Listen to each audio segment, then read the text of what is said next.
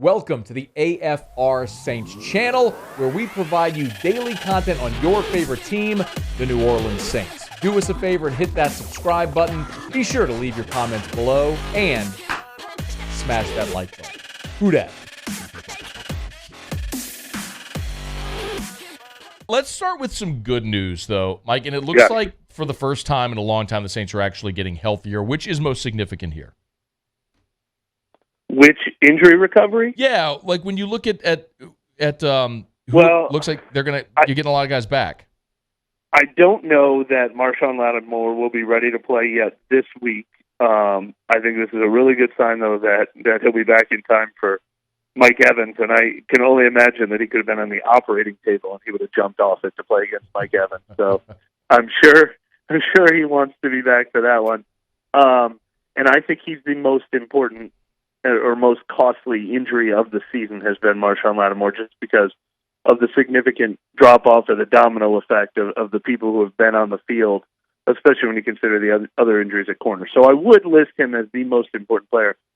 But what is very significant is if you get Cam Jordan and Marcus Davenport back at defensive end, and if you get James Hurst and Andrus Peat back on the offensive line, I mean, that's when the team flatlined. When they had all those injuries on the lines, especially against Pittsburgh, the amount of players that were missing by the end of that game,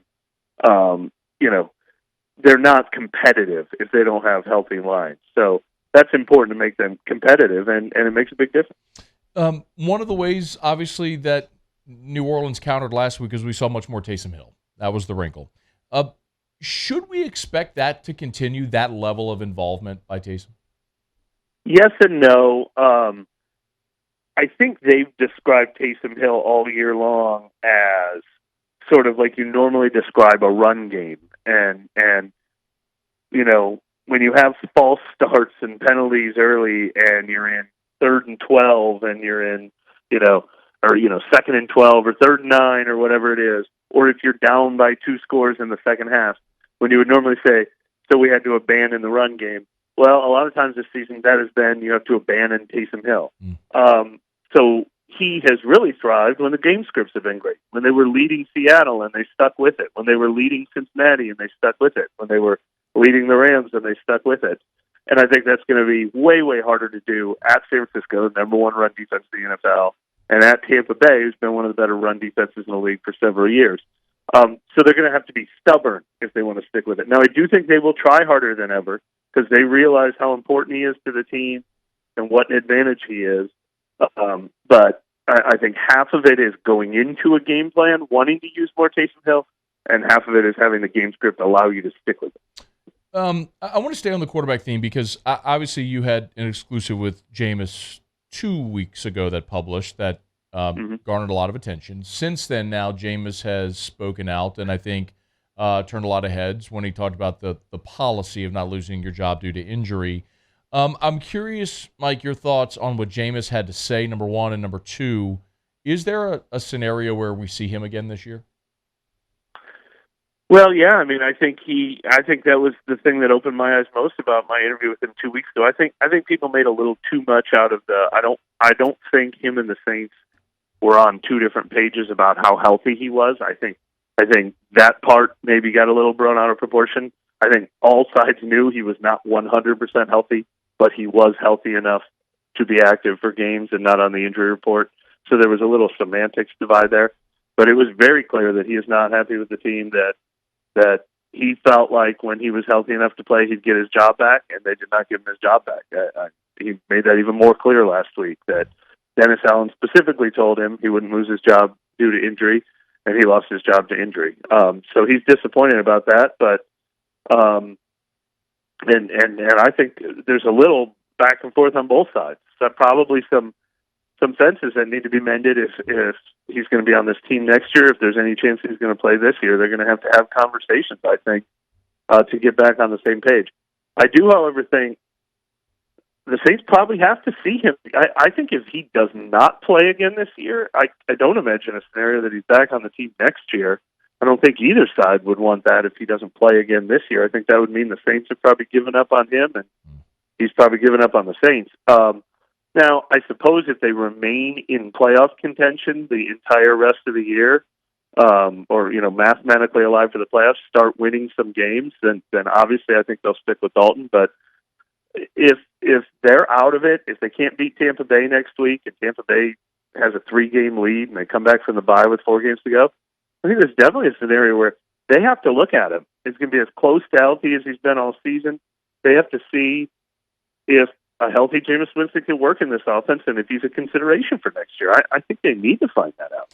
I could not agree more. He's on Twitter at Mike Triplett, neworleans.football. Our conversations typically Thursday, brought to you by Benny's Car Wash, bennyscarwash.com. You can learn about their memberships there. Told you last Friday I went and joined $14.99 per month. Unlimited car wash, $14.99 a month. Great deal. The offense against the Niners, you mentioned the Niners' run defense, which obviously is among, if not the best, in the NFL. What can the Saints offensively potentially do well against this team? I mean, that was so not encouraging at all.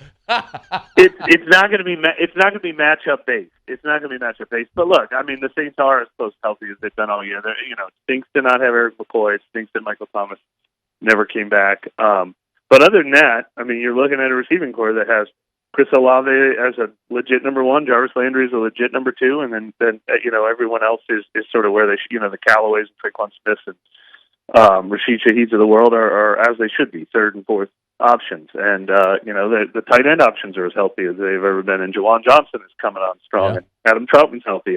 Now you're getting 4 of your 5 offensive linemen back for this game, and Alvin Kamara is healthy. And as we mentioned, Taysom Hill, a big part of the run game. So, I mean, statistics-wise, the Saints have one of the better, the yards they've gained this season. The yards they're averaging per rush. I mean, they're not an offense that can do nothing, but there is no matchup that stands out where you have an obvious advantage against San Francisco. I mean, it's a really smart defense. It's a well-coached defense, and it's a physical one. Now, they're not going to have one of their best interior linemen in Armstead.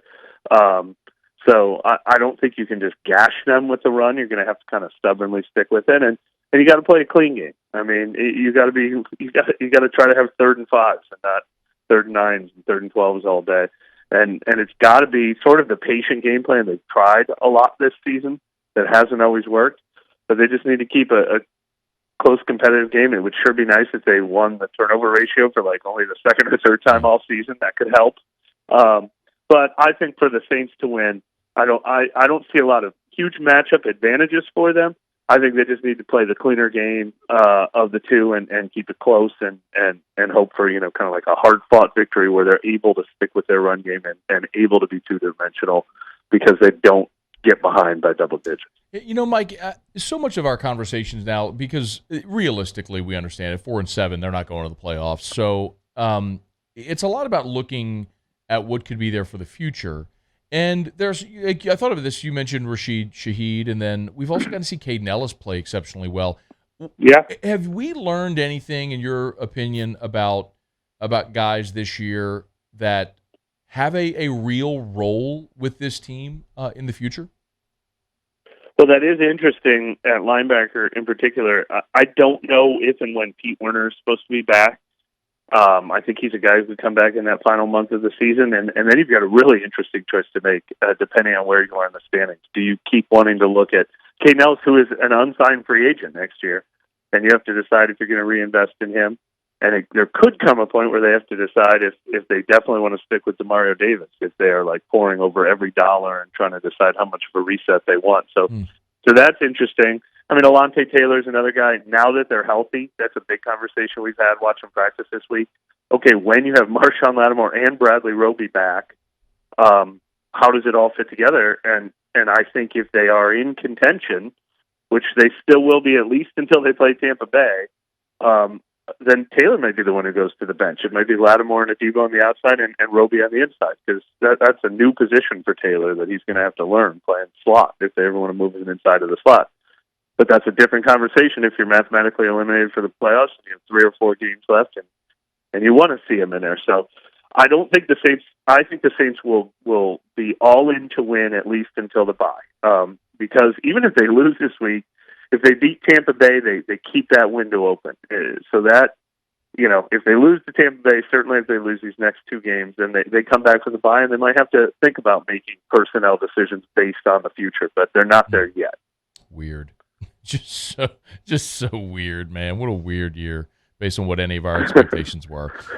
Mike Triplett's with us, neworleans.football on Twitter, at Mike Triplett. That is their best hope for beating San Francisco, is just that it's 2022. Yes. And in the NFL, if you're like a double-digit underdog, then you win half the time.